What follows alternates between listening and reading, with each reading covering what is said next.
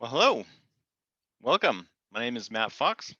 I'm with TopLeft. I'm the VP of Kanban here. I want to welcome you to the webinar. Thank you for attending. We're glad you're here. So today we're going to talk about how to take back control of the service work in your MSP using agile techniques and especially Kanban boards. We're going to give you a framework to deliver your service quickly and efficiently and making your customers happy, delivering on your SLAs with the team you have today. So first, let's do a little tech check. Find the chat section in your Zoom program. Why don't you go and type in your name and the company and your region wherever you are, and I'd love to see how many different companies and regions we have represented here. So go find the chat and put that in there. While you're doing that, just want to introduce myself a little more. And TopLeft especially. So we are a unit of Kirchhoff Technologies. That's an MSP near Vancouver, British Columbia. We've been operating since about 2007, and I head up the Kanban division here, responsible for delivering the product and training and this sort of webinar. So. I've been with the company and associated companies since about 2010 now. Spent the last 10 years involved in IT projects and service delivery in a few different contexts. One was SD-WAN software development company doing product management and service and customer support and things like that. Also doing service work and triage here at KTI. So we're going to be teaching a bit of what we've learned here from our study at KTI and also just a lot of our experience that we've found as an MSP that's had some challenges at times in delivering service in an efficient way. So if you've been one of the project management webinars that we've offered, just sit tight while I introduce some of the Kanban general topics, because that'll be quick, and then we'll get into new content for the service delivery stuff. So hey, thanks for everybody who put your name in there. So we got welcome Sean from Hugo Wren. She's in the Caribbean. It's good to have you here. Thanks for coming. Chris from Taba in Australia. Welcome. What time is it there? Because it can't be too bad. That's part of the reason that we scheduled this a little bit later than we usually schedule them, is so that folks in Australia could find it a little easier to come. Wouter from ConnectWorks in Netherlands, welcome. Drew from ADI in Arizona. Jessica from Shoshin in North Carolina. Our own Melissa Hess here at KTI here in Chilliwack near Vancouver. Welcome. Glad to have you all here. By the way, we are recording this, and you will get a link to the recording. You'll get it tomorrow, and you can forward that on to your colleagues who couldn't make it if you find this interesting. Okay, so let me tell you a little bit more about how things were going at KTI. So this is KTI staff. I don't think we've been together like that since that picture was taken. We at KTI used one of the two traditional models of managing service work. So here, there's two models. Here's the one that we used. We used the what I call the free-for-all method. So that's you may know what I'm talking about. If you track progression of a ticket from new to all the way to completed, it would look kind of like this. Okay, go from new to in progress, maybe to waiting, bump back to in progress, waiting, done yet if you have that status, waiting, in progress, done. It basically is just all over the map, pretty chaotic. Okay, and that's kind of what happens if you let technicians keep their eye on the triage board and they pick tickets, and the technicians just have complete responsibility for completing the tickets using whatever methods they want. Okay, it tends to look like that. Yeah, a bunch of problems. You get too many tickets that are started but not finished. Like we had 400 tickets open with only 10 technicians. That's no good. The technicians end up overwhelmed because they have a lot of tickets open. They don't know what's most important anymore. It takes a long time to close tickets because you have so many tickets open. The technicians, they're cherry picking tickets and the tickets that nobody wants to do, they tend to get ignored. So customers feel neglected, and it hurts teamwork because everybody's just trying to grind through their own stuff. So that's what we used. It was no good. Now there's one other main model that people use. I call it the Tetris method. Okay.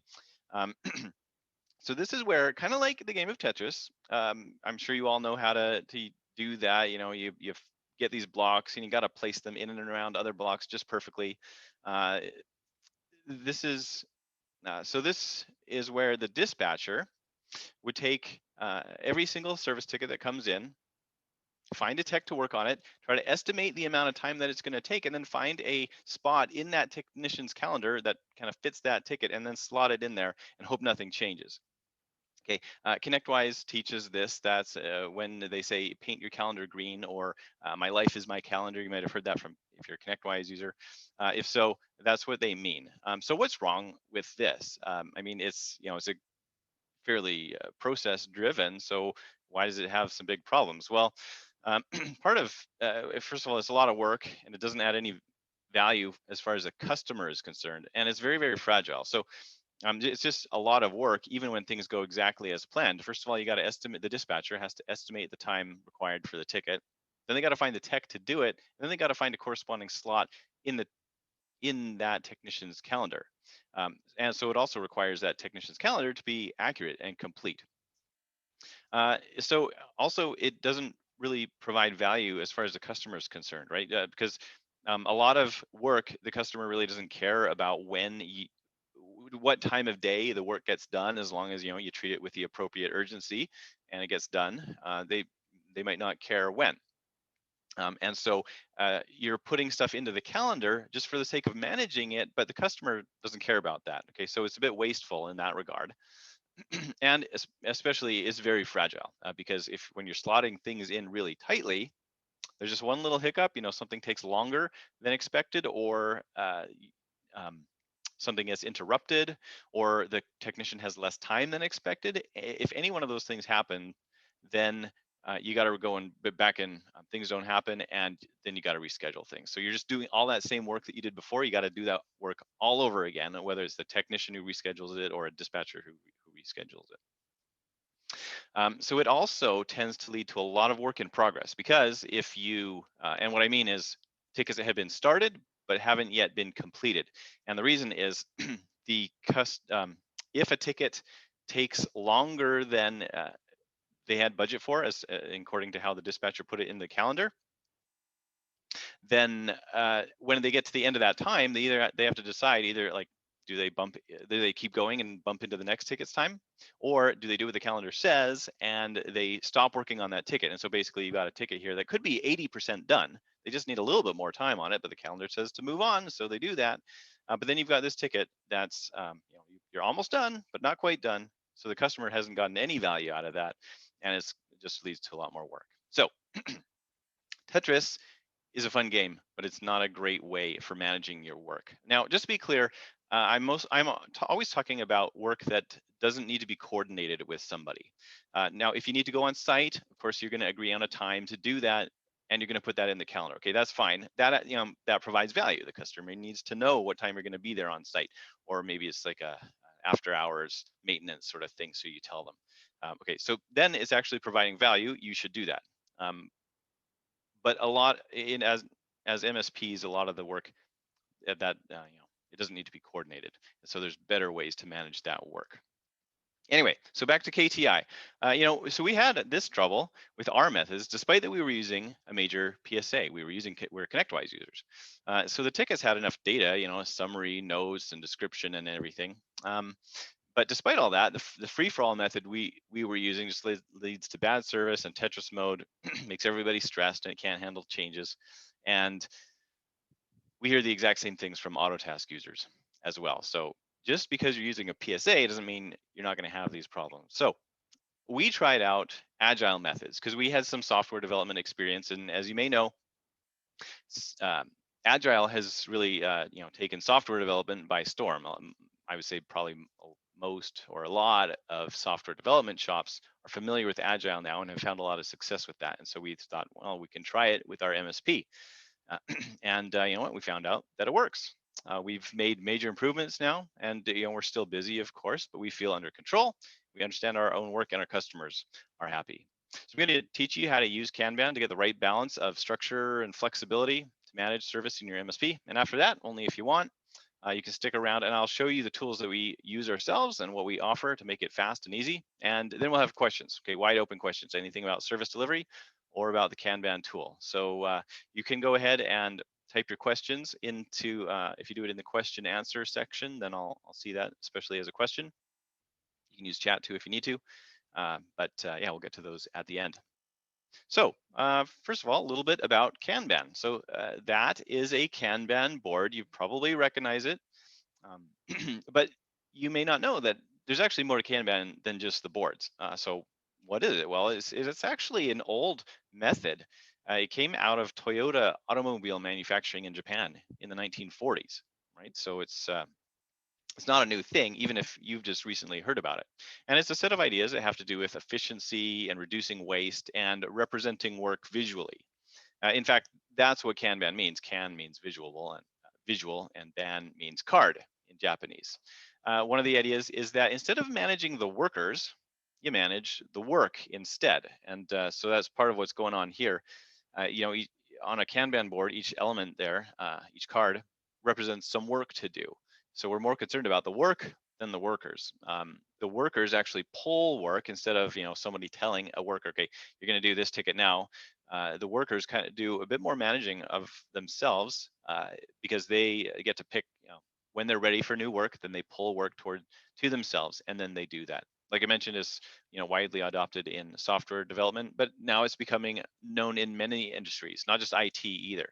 So you may have heard of Trello. That is a very popular Kanban application. I mean, I use it myself for my own, you know, my own life, and they were acquired not that long ago for 425 million. That's real money. So that's big. Asana, you may have heard of it, project management tool that includes Kanban boards. Okay, they just went coming up on approaching a year ago, not yet a year ago, you know, offering an IPO there. So, you know, big stuff. These are not just companies that focus on IT and like software development customers. Like these folks host all sorts of different industries, different companies. So it's becoming very widely known. Why? Because you can see your work in progress. You know, the stuff that is queued up to do in the future, and especially the stuff that you've already started that work. So you can see that, and then you can limit it, which is one of the main things that improves your responsiveness. You can see the work, visualize it better, so you can stop that work from falling through the cracks. You can improve your flow of work by identifying and addressing the bottlenecks in your team. And all of those things help you to stop feeling overwhelmed and allow you to communicate clearly with your team. Also, you can adopt Kanban with small and manageable changes. It's not like it's some big thing you got to send your whole team to, you know, do a week-long conference and then take a month to launch that. Now you can add Kanban to whatever you're doing now and get the visibility improvements, and then over time adopt the practices as you want. So you can do it with small and manageable changes, which is kind of the whole idea behind lean and agile, is to prefer smaller changes rather than bigger changes so that you can adopt them at the right time. Okay, so that's the Kanban general stuff. Let's talk about how you can use this specifically for service delivery in your MSP. So there's 3 decisions that you're going to have to make as you launch this. Okay, and some of them you've probably already made some of these decisions. Okay, so you're going to identify the key stages of your service pipeline. Then you're going to adapt your triage method. If get to that, it could be that you don't actually need to do anything. Then you're gonna select your dispatch method. And now again, some of these things you may not, some of this stuff you may have already done most of the work. We just need to adapt it a little bit for Kanban, and we just want to be clear on what you're deciding to do and understand the advantages and disadvantages of the different choices you can make. So the first step was we figured out considering our team as sort of a pipeline that work goes through, what are the key stages of work there? So you could also think of yourself, this came out of manufacturing, Kanban did. So if you think of your team as sort of the floor of a factory and you have different workstations in different places, think about like where would work start? what would happen to it? When would it move to the next workstation for more work to be done? Eventually, it ends up, sitting on the floor by the shipping department when it's done and it's going out. So we kind of think like that. So those are typically the statuses of your uh, uh, different statuses that you can set your tickets to. So you've already done a bunch of this work probably, and not that you may not need all of the statuses, but that's typically how you would begin to think about that. So the typical ones are new. Okay, that's when you've submitted it. New work coming in from the customer, from your email connector, portal, phone, or whatever. Ready. Okay, so that's stuff that's ready for starting. Probably it's gone through your triage and your dispatch process, and it's a good ticket ready for an engineer. Started, also known as in progress. Okay, in fact, in progress is going to be the more common name for that, but I kind of like started. That's for showing that everything that engineers have started and could work on if they chose to. Basically, all the work that you've already started, and the next step for that work is for a technician in your team to do. So it's, the reason I prefer the term started over in progress is because what's actually important about that work is just being able to see all of the things that are where the next step of that work is for your team to do. It's not quite so much seeing what is a technician working on at this very moment, which is kind of what in progress, just the term suggests, of course. But that's actually not that important. A lot, as a manager, sometimes it's nice to know that, but frequently there's not a lot of great reasons that you need to know that. You shouldn't be kind of micromanaging and need to know what they're working on moment to moment, right? So what we really want to see is the pool of work that is in their court to do. Ideally, it shouldn't be more than one ticket at a time. In real life, maybe two or three or whatever. But that's where we consider started or in progress work one of the key stages here.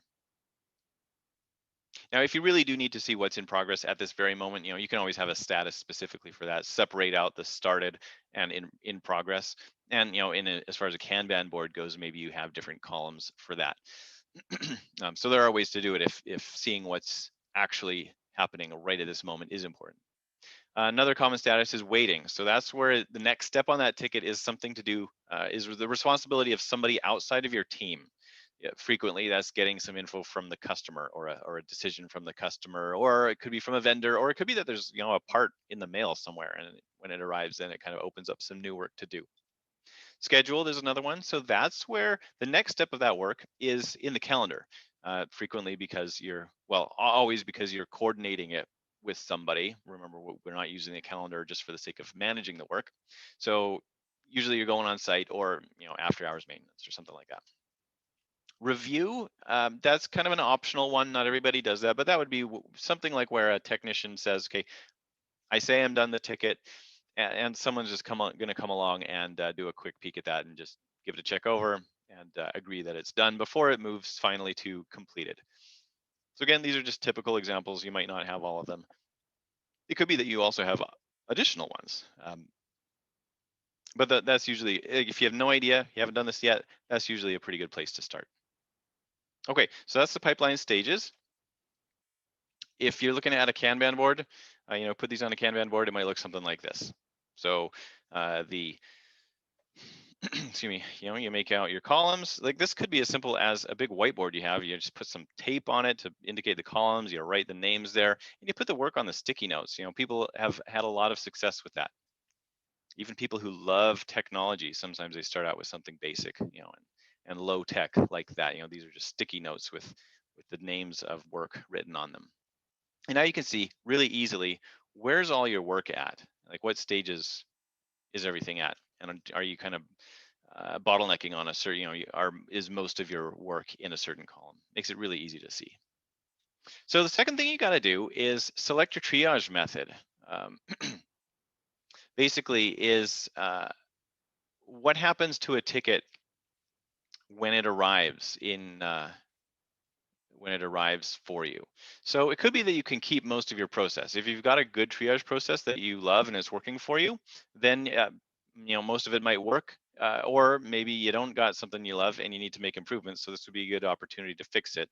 So it gives you a chance to triage. The point of a triage step is that it gives you a chance to check the ticket, to correct some data. Did the company and the contact come in properly? Is it the right priority? How's it going to meet the SLAs, the right categories and stuff if you do reporting on your ticket types later? It allows you to identify any emergency work, okay? So that doesn't something urgent doesn't sit with everything else for 3 hours while the customer's waiting just to hear from you. You can ensure that it has a good description so that when an engineer starts on it, they're not immediately wondering what they're actually supposed to do. So just do a quick check on that. Setting budget hours or estimated hours as a limit for the technicians, maybe to decide, what's reasonable for this ticket. If it shouldn't take, if they get to like 4 hours, for example, that's already too much. So they should stop then and come and check with you, or something like that. Um, Now, so you're going to be doing all those steps. You're going to move it from the new to the ready column. So you can do that inside the PSA, or if it's on a whiteboard somewhere, you just move the sticky note. And the new step here that you're going to do with Kanban is that you're going to rank the ticket in the ready column, basically, because that is what indicates the importance of the work and which order the technicians are going to work on it in.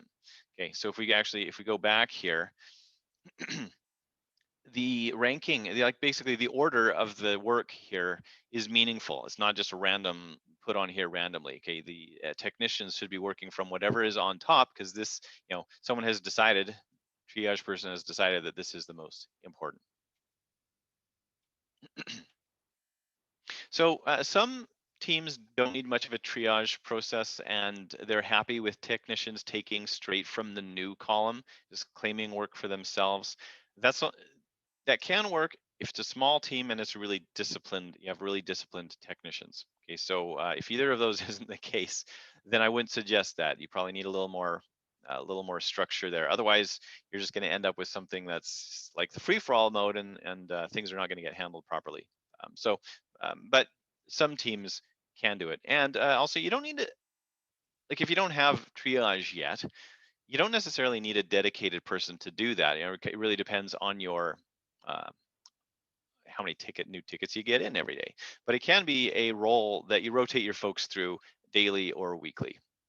So that can work pretty well up until quite a high. That can scale a long way, having a rotating role like that. Okay, so the third decision I mentioned was that you need to think about your dispatch method. So now this is a really important decision, but just remember that it's not a permanent decision. Okay, so you can always come back and review this later. Start out basic and then get a little more complex, or a little more, choose something that works better but is a bit more difficult. You can come back to that later when you're ready. So your two choices here are you going to choose the technician queue, or are you going to choose the team or single queue? So in a technician queue, that's where work is assigned to the technicians as it arrives. The team queue is where you basically only have one queue of work, and the technicians take new work from the queue when they're ready. So you've probably seen something like this in action at a grocery store or some sort of store. Okay, this is sort of at least where I live, this is kind of the traditional way that grocery stores have done it. Basically, customers who want to check out, they kind of pick a cashier, and yeah, they pick a cashier, and then they wait in line, just a single line for that cashier, and the cashier is obviously just kind of helping one person at a time, obviously. So this represents kind of the lineup, and this is the person that's being helped right now. In your MSP, this would be where a technician has their own assigned work, and then this is what they're working on right now.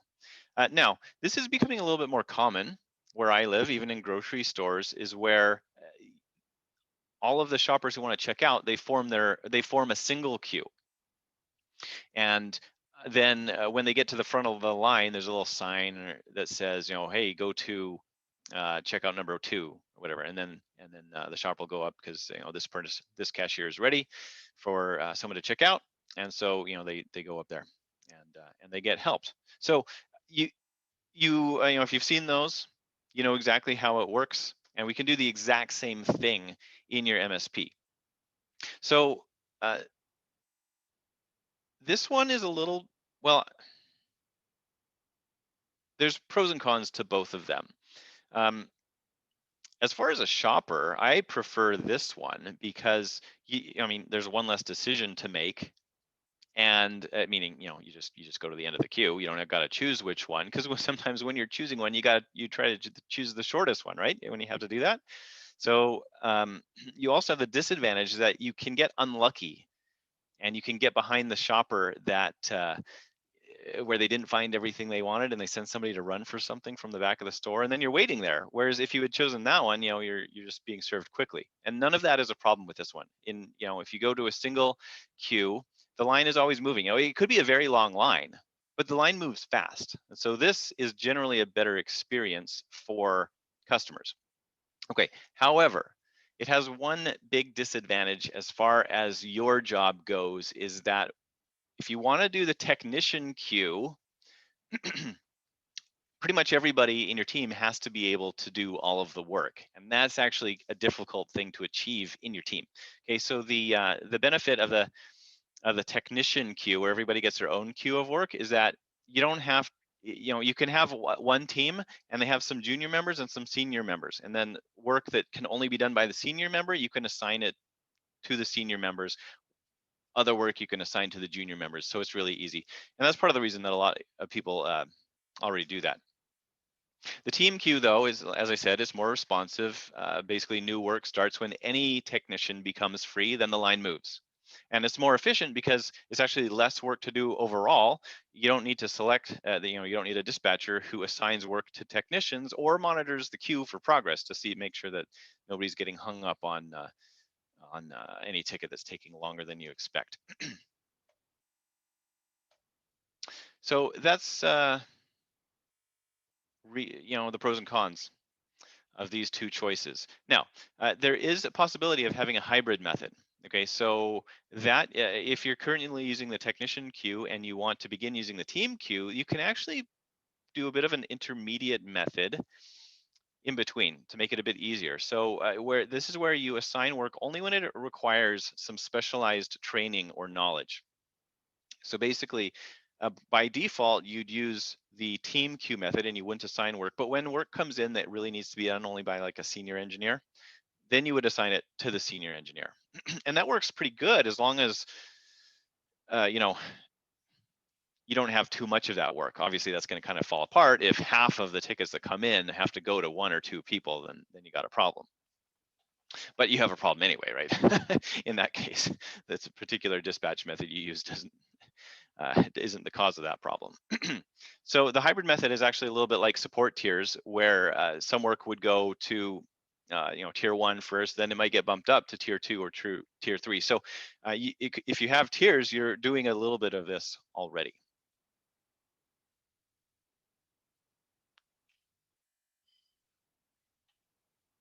So here's an example here of what a board might look like if you're using the technician queue. So this is what it would look like in Kanban. You would we'd make groups here, because now you need to see the work as it's assigned to the people. So you make these groups on your board. First, you might have some work that's not assigned to anybody. That would be your triage queue.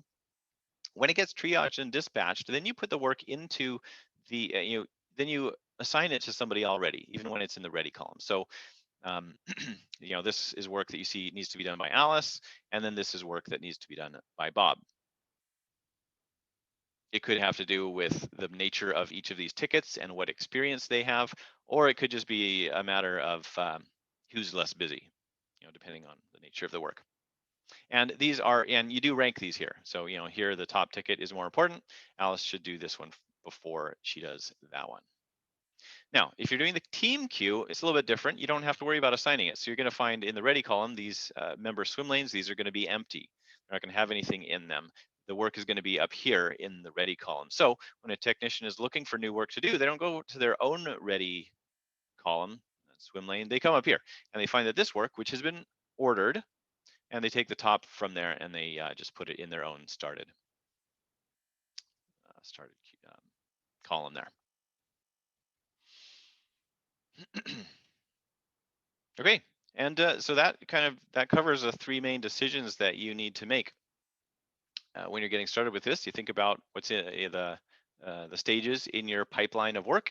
You think about your triage process, and then you think about which dispatch process you want to use. So now you start to basically you execute this. Your technicians begin to work off of your Kanban board too. So how does that happen? Well, the, the way that you structure the Kanban board is the new work is towards the left side of the board, and the stuff that's complete or close to being complete tends to be on the right side of the board. So what you want to see is that the work is moving from left to right on the board. But actually, the technicians themselves, they work the other direction. They work from right to left. And the reason is that's kind of the pull method in Kanban, is when technicians pull work to themselves when they're ready. They should start doing that from the right side of the board, because that's the stuff that's closest to being complete. And it's better to complete tickets than to start new tickets, because completing it is what actually delivers that value to the customer. So the technicians are going to focus, first of all, on what's on the right side of the board. And as they complete that work, then they start moving further towards the left to get towards the new work. So they only actually start new work when they have when they don't have any other work they've already started that they could do. So ideally, if you look in their started or in progress column, it's actually empty when they start, before they start looking for new work. Now that's how you maintain that low work in progress. And that's how you become really responsive for your customers. So it's a bit tough to start out sometimes, because if you haven't been practicing this and you lay out your work on a Kanban board grouped by who's assigned to it, then you might see that certain members of your team, like they've got 5 or 10 or 15 or more tickets that are the next step is something that they need to do. This work is in their court, so they've got quite a long queue of work to do, and there's no real easy answer to how to dig out from that. They're going to have to start less work for a while till they finish that work. um, of course, it's not a big deal if you have to work on some urgent tickets. Okay, yeah, I mean that happens to all of us. And as long as you don't get a lot of urgent work, then you'll still be able to work through that. Um, when you do work through that queue of work, and your technicians end up with only one or two things that are their responsibility to do right now, that's available to them, that they've already started, you're going to have a super responsive team. So when nothing is available, also they should be checking that waiting column. And if there's nothing, in started or in progress, waiting, you don't have to worry about scheduled, because you're going to do that when you get to the right time of the calendar. But when there's nothing, when there's nothing in waiting and in progress, then they go ahead to the ready column and they pick off whatever is on the top there. If there's multiple tickets there, then like I said, they take the one from the top because it's been put there by the dispatcher. So this is basically how the technicians work goes. Okay, so the work, like I said, goes from the left to the right. The technicians themselves work from the right to the left. So obviously, they don't need to worry about completed. Started, ideally, they'll have nothing there before they start new work. If they do have more than one thing, then this is where they're going to be focusing on for a while. Scheduled, don't got to worry about that because that's in the calendar.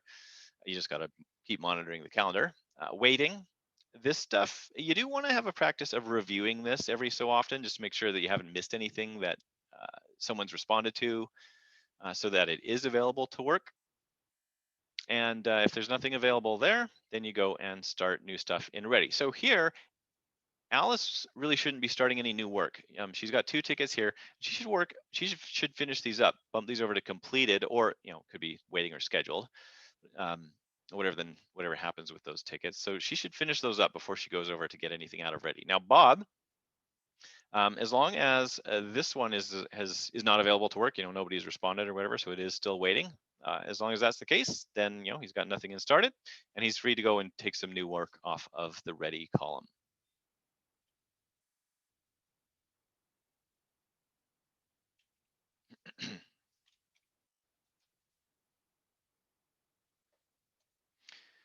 Like I mentioned, you still do want to observe the calendars. So this all works really well when meetings and the tickets that legitimately need to be scheduled, when they're the minority of the time. So if you've got somebody who's you know, they're the road warrior. They're your on-site technician, and maybe they spend most of their days just visiting different customer sites. Then this may not be what you want to do for them, like, because they're gonna, it could be if 80 or 90% of their day is scheduled out normally, then they're not going to have any of the unscheduled time to work on other tickets. Okay, so that may not work for them. The assumption here is that the majority of your time is going to be unscheduled, and so you're going to have a good amount of time to work through those tickets that are on the Kanban board, and they can be done anytime because the customer doesn't care what time of day they're done. Also, a little technique that some folks use is that waiting tickets, they don't necessarily have to remain assigned to the engineer that was working on that. It could be that if a ticket is requiring a response from a customer, if you want to keep your technicians really focused, then that work can get assigned to, maybe back to the dispatcher or, service manager or whatever, somebody who's responsible for watching over those waiting tickets and following up at the right times. And uh, when when they open up, so that they're available to work now, then getting them assigned back to the right engineer. That's a little bit of an optimization that some folks do. So now your job as a service manager is to is to monitor that work. Make sure that things are working well. So here are some of the things that you're going to be monitoring on the Kanban board, just to make sure that things don't get stuck. So you want to look at if there is a due date on the ticket, or an SLA. You want to make sure that that's actually moving towards that. You want to look at the hours logged versus the budget time or the estimated time. Make sure that that's not blowing up and you got technicians spending 7 hours on a ticket you thought was going to take 2 hours.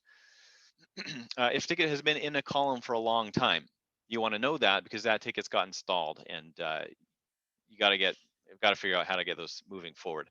Now, whatever is considered long is very different for every column. Typically work could be in the started or in progress column for 2 days, but in the waiting column, maybe 7 days, maybe even 2 weeks is okay. So there's not one meaning of long for every column. Could be that a long time without a time entry or a note on that ticket indicates a problem. You also want to know about the bottlenecks, and that you usually want to look at your Kanban board when they're grouped by the assigned member, because a lot of teams would have technicians that are busier than others. Frequently, that's more senior members tend up being busier because more work can only be done by them.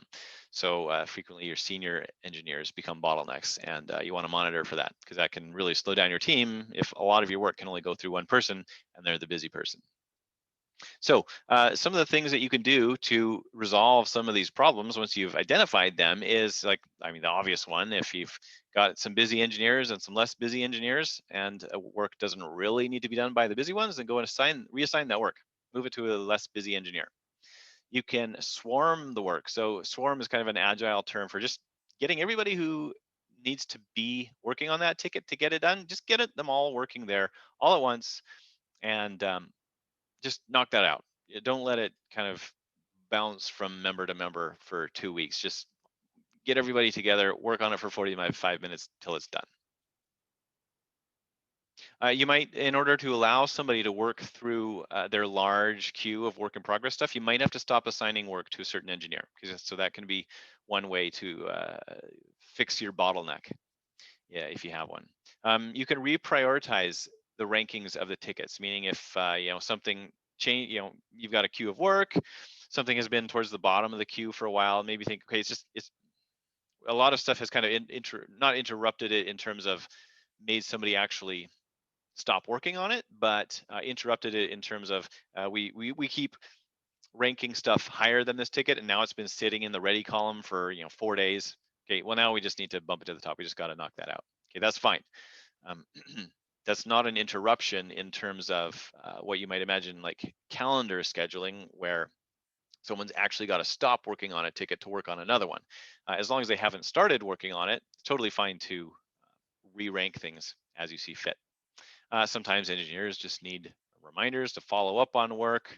Another technique you can use is to split up the ticket, meaning if a ticket was too big, and maybe that's why it's taking a long time, is just because it was too big of a ticket, Maybe you can just split it up into 2 tickets. Maybe you end up with work that's, yeah, the first ticket has all the work that you've already done, so you can kind of start out with a fresh ticket, especially if the work actually included um, meaningful, meaningful parts. Maybe this ticket had like 2 or 3 different parts, and you're just done the first part. Well, then go ahead and actually split that ticket into its 2 or 3 parts, 1 ticket for each part.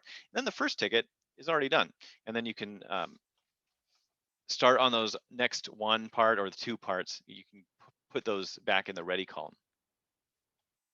You can reduce the scope. So if the ticket was just, maybe it was more work than you really needed to do, more work than the customer was really needs right now, you can reduce that scope. Or if they really do need it, then just accept that and increase the budget on that work. Sometimes you just got to cancel it. So if the business case is gone because you've done some exploratory work and now you see it's actually a complicated problem, it's not worth doing.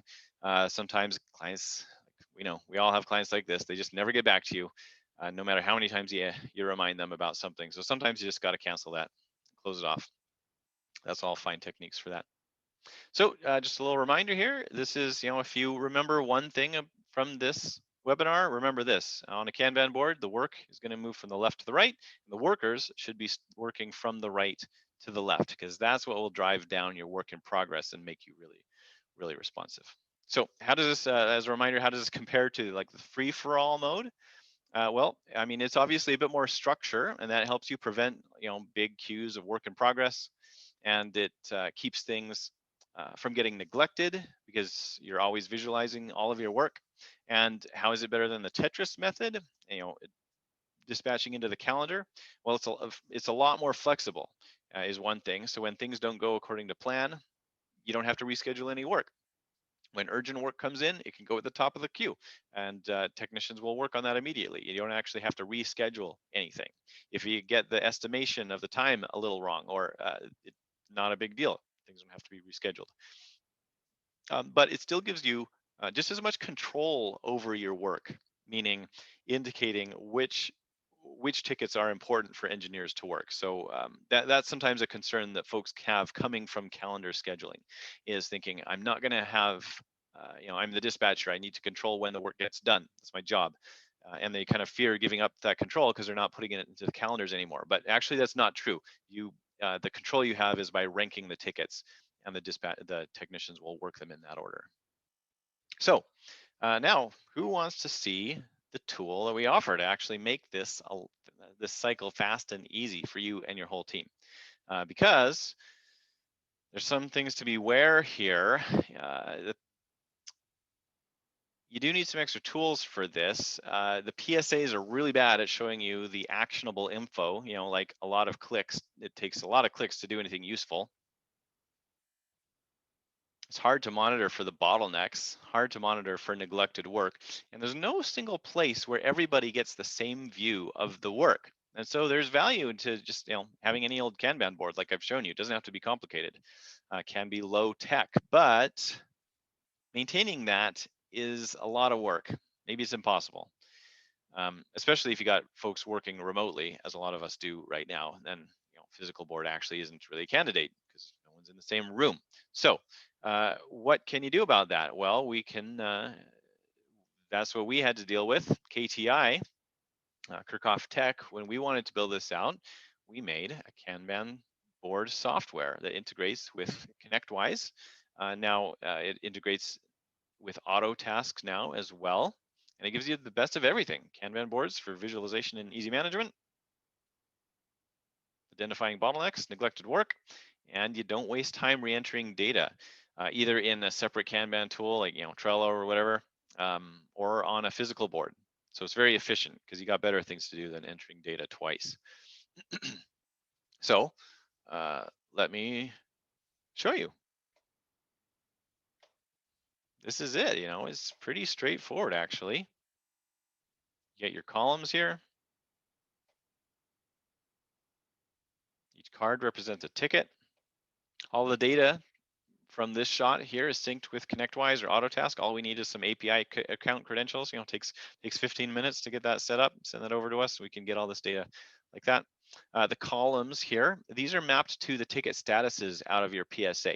So everything matches up. If you change a ticket status in your PSA, that can result in the ticket moving across to a different column in Kanban, or you can make the change here in Kanban. You just pick it up, drag it, drop it where it's supposed to go into a different column, and it will change that status, including for the ticket in your PSA.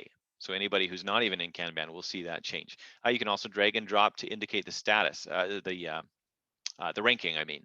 So you can do all of those techniques that require you to put the tickets in the right order in Kanban. You can do that. You just pick it up, drag it, put it in a new position. Good way to communicate the priority of the work between the dispatchers and the technicians.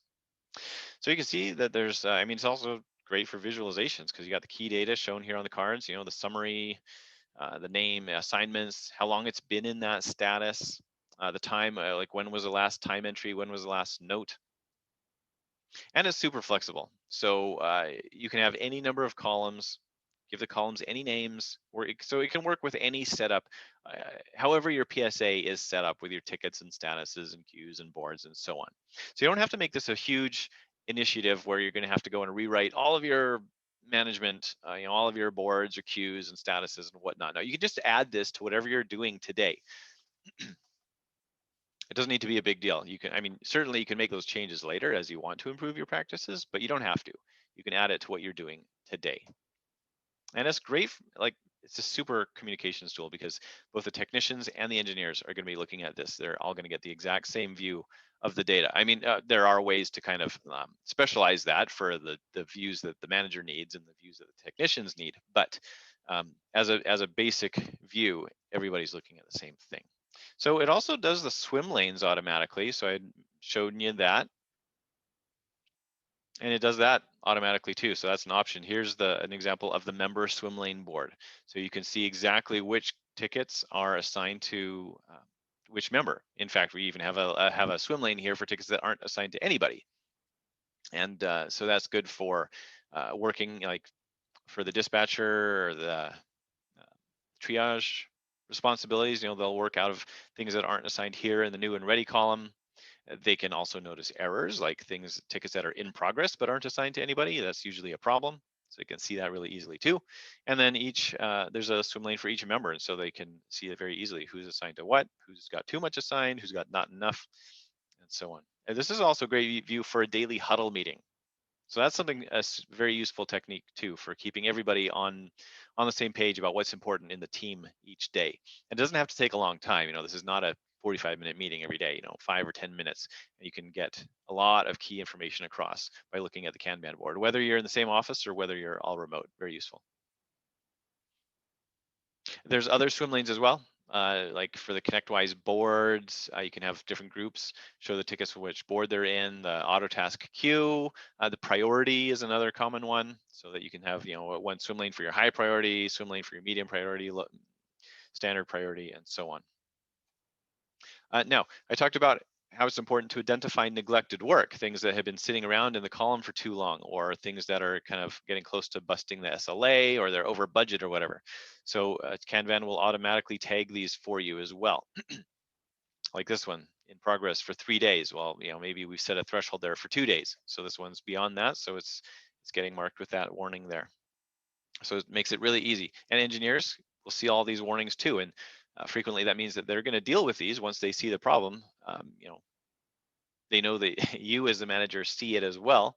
And so they're going to go and deal with that before they know, because they know that you're going to ask them about it if they don't deal with it. So they'll deal with it on their own. Now it does work with calendar scheduling as well, whether you're, that's what you're doing right now for all of your work, just, as a way of managing the work. And so you're going to continue doing that even with the Kanban board. So you can actually dispatch work into a calendar straight from Kanban, including seeing when somebody is busy that day already. You can see when somebody is scheduled to work on a ticket. So this one, you just hover over that and it will show you the details. The color of the outline there indicates when it is. The red would mean it's in the past. green would be work that's scheduled for today, and blue means it's scheduled out for some time in the future. We also have new options available now. Since I prepared this slide, we can actually show all of this information. We have an option to just show it outright on the card itself, so you don't even have to hover over it. So it just makes that even easier to see. Now, by the way, it's also, I know that you're not here for the project view, but um, I know that a lot of you are using your PSA for project management as well, and Kanban is terrific for that. So I'll just show you this quickly. Basically, you can also get, you can show your project tickets or project tasks, and you can get swim lanes by the project. So basically, you get a view where each swim lane represents one project, and within that, you see all of that project's tickets or tasks. So that's really useful because this is a view you don't get anywhere in your PSA project management module, to be able to see the individual tickets or tasks for each project, and but see it for multiple projects at once. So this is super useful because you got a project manager, they're managing multiple projects at once, and previously they'd always be making so many clicks around navigating in their PSA to be able to look at like what's happening with multiple projects this week. Here, everything is just on one view. So it saves a ton of time and gives information that you just can't get it anywhere else. This is another one, another option here, also for project managers. Now these cards on this option are not tickets or tasks. These cards represent projects. So if you're a company that's got 10, 15, 20, or I know many MSPs are running 40 or 50 or 100 projects or more all at one time, or have them scheduled to come up in the future. So this can be really useful to keep an eye on your overall project portfolio, because the cards represent the individual projects, and you can track the stage of each project. And if it's this is an example of a swim lane based on the start date of the project, so you can see what you've got starting every week. And it really easily identifies if maybe you can normally start maybe one average size project a week, but for somehow you've got 4 scheduled up for 1 week. That'll tell you that you need to make some adjustments there. Now, some of you might be kind of abusing the service module in your ConnectWise or Autotask, meaning you have made some huge service tickets. Now, maybe this is your project managers doing that. If you've got a team big enough to have project managers, maybe they hate the project management module in their PSA, and so you're actually using service tickets to manage your projects. And you'll know that you're doing this if you've got a service ticket that is 100 hours or more. Because it's actually a project, just because you hate the project management module in your PSA. Well, these sorts of tools make it decent to use the project management module in your PSA. So if you've been avoiding it because you hate it, Kanban is a good reason to reconsider that and maybe start to use that. So just to summarize, Kanban, you're going to reduce the clicks. Everything is right in front of you. Show your project and service work together, at least for ConnectWise. We're going to be adding that into the auto task mode. Avoid miscommunications because everybody sees the same data.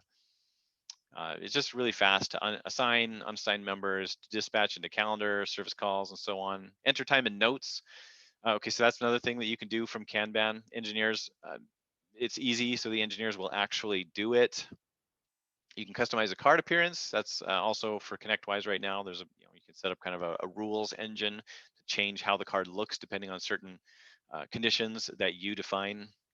And also in ConnectWise, you can manage your sales opportunities and your activities. So it's pretty flexible. You can do a lot of things with that.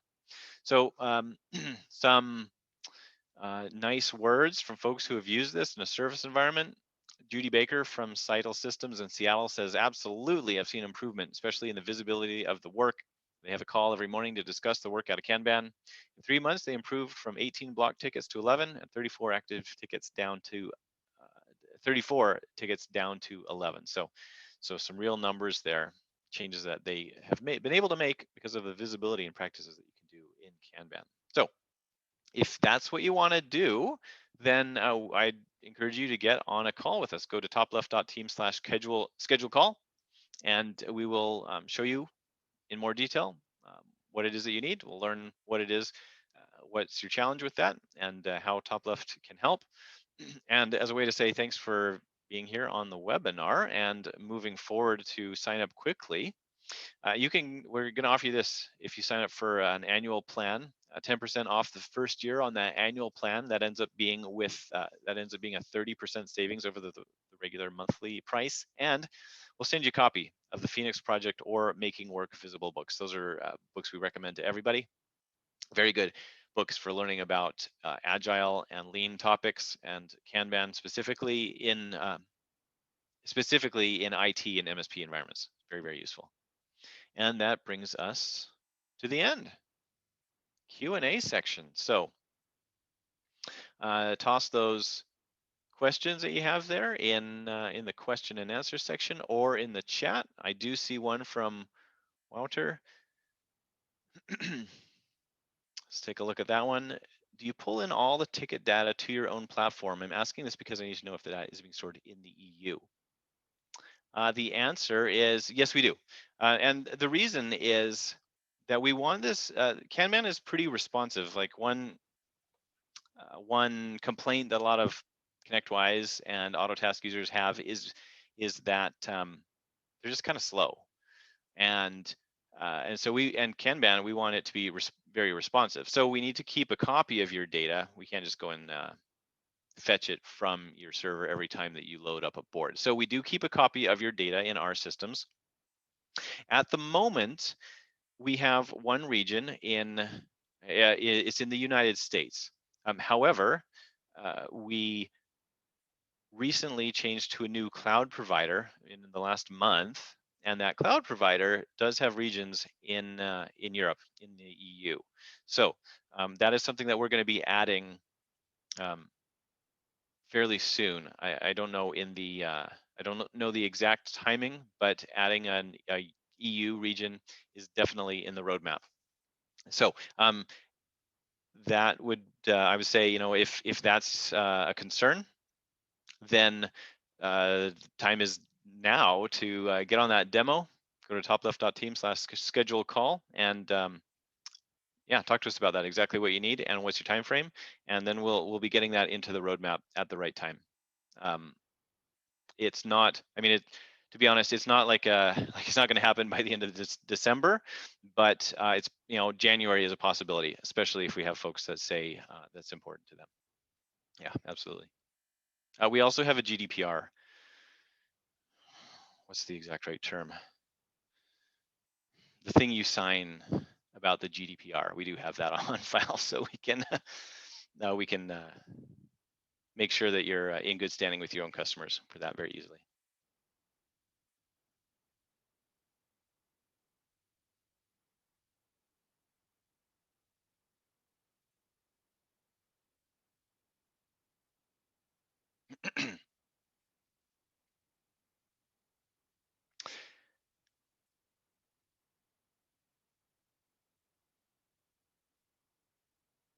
Now we have time for other questions.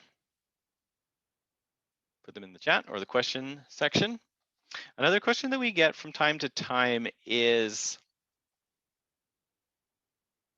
how can you see what's going to happen today?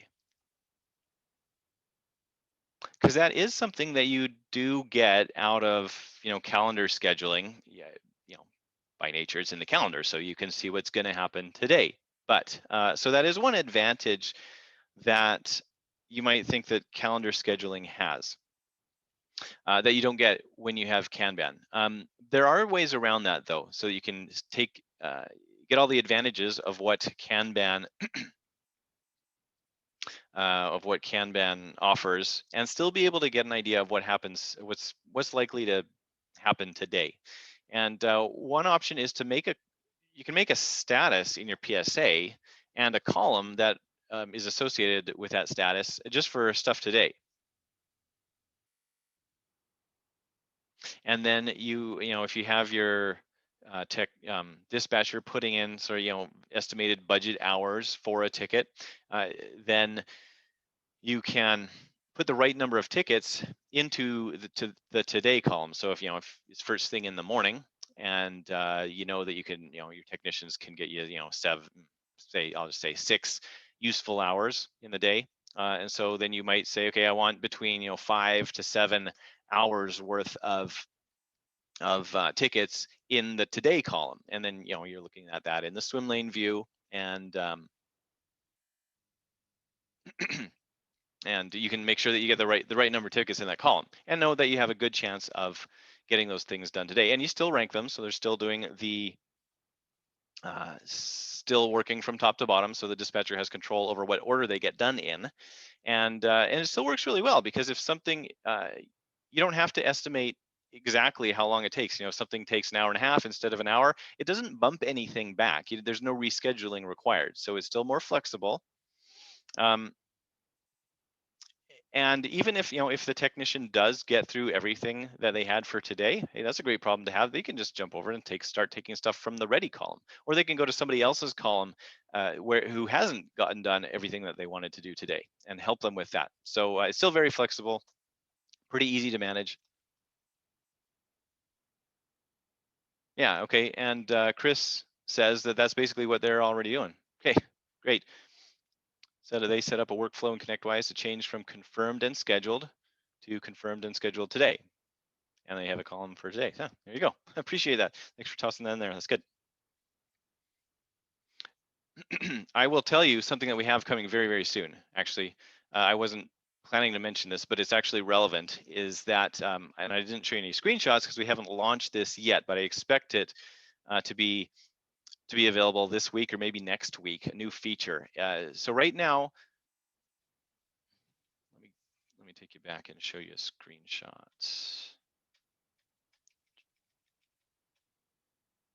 Okay, so you can see the numbers that we have here. These count the number of tickets in a column. So it's pretty basic. Right now, it's just giving you the count of the tickets that are in that column in that swim lane, just 2. But the new feature that's coming out very soon is that we're going to be adding up the number of uh, information about the logged hours there, and a few other things as well. So one will be these are, well, this example is actually project cards, but let's say it's tickets. They're going to have logged hours on there and budget hours. And so in the header here, we're going to show you the sum of all of your tickets that have that information there. So if this was had 2 hours logged and that had 3 hours logged, we'd say 5 up here. 5 hours actually logged here. If the budget was 3 hours and 3 hours, it would say 6 for 6 is the sum of the budget hours. Okay, so that's going to let you do that super. If you're doing what I said and say, okay, we want 5 to 7 hours of budget, 5 to 7 budgeted hours in a column, first thing in the morning, it's going to make that very easy. At the moment, you'd have to kind of eyeball that and add that up a little bit manually. But in the next week or two, those days will be over, because it will add that up for you. So that's something that we have coming out pretty soon here.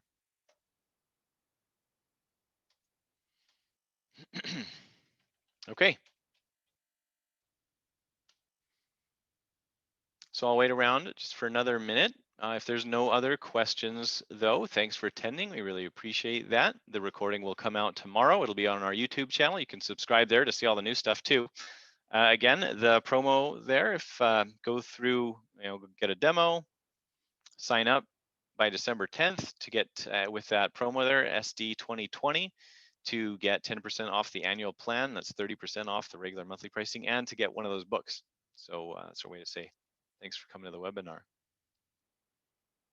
If there's no other questions, then I'll say Merry Christmas from TopLeft. We hope you have a great holiday season, and we'll be back in the new year with many more features and also more webinars.